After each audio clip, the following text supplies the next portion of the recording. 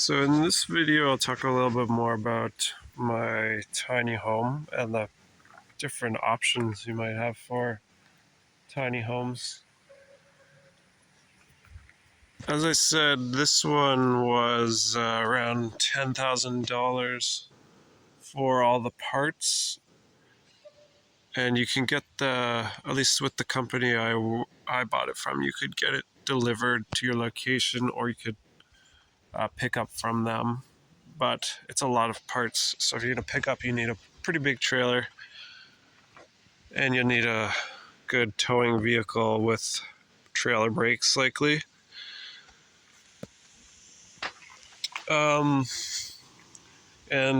The other option was to get it pre-assembled for an extra $3,000. But this only includes the wood and roof. So there's a bunch of panels, if you can see, of this, I think, steel roof. And it includes windows and a door and hardware. There's the door.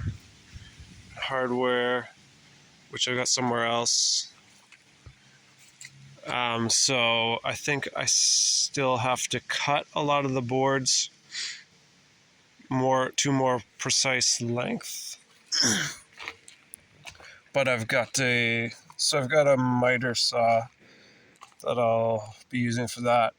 And when you're off-grid in the forest, you got to use a generator, which works pretty well. So I've been using that to plane the boards. One problem I've had is I've got mold on a lot of the boards because I kept all of this combined packed tight under a tarp. So I thought it'd be fine. I thought it'd be better under the tarp, but I had the tarp packed tightly around it. So, and I think the first time I had it packed up, the tarp was leaking likely.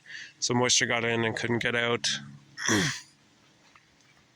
And I had it stored for a while because I didn't know exactly when I was moving, and I wanted to order it ahead of time because it takes a while to get a lot of tiny homes, at least around here. And this year, I think it's in high demand.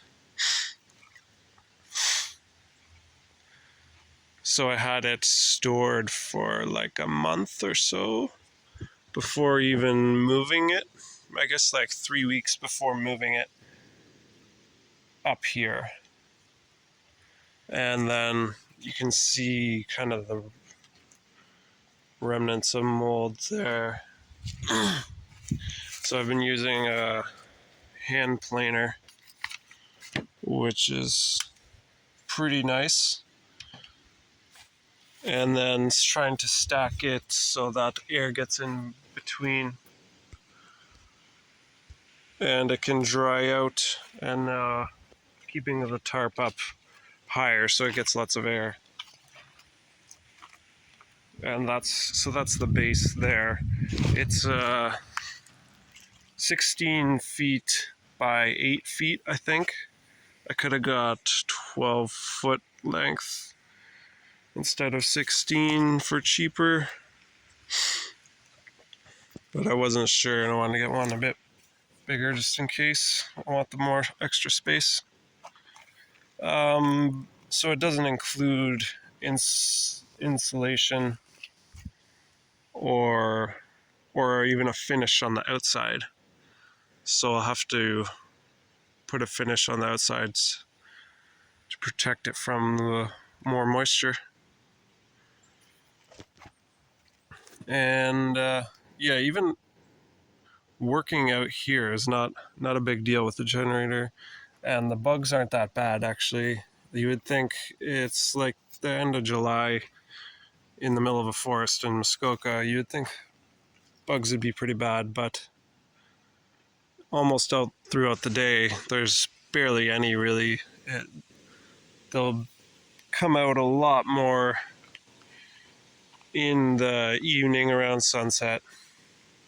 So I always just stop working at that point usually. And if you're in thicker forest, there will be a lot more. So I've noticed having a clearing like this helps a lot for bugs. I think it's sunlight and wind is probably a big factor, and maybe less.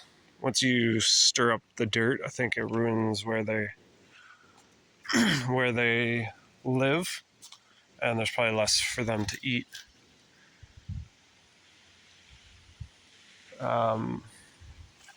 But yeah, for other options, you can buy like pre-made tiny homes, and they are.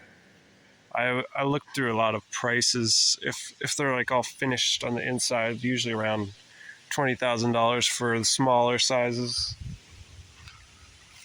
and that's usually on a trailer with wheels. Because a lot of them are more expensive than that.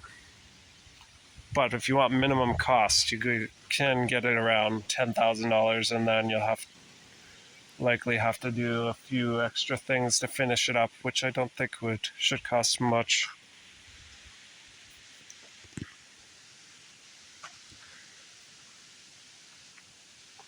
So I think a tiny home is a good option, especially if you compare it to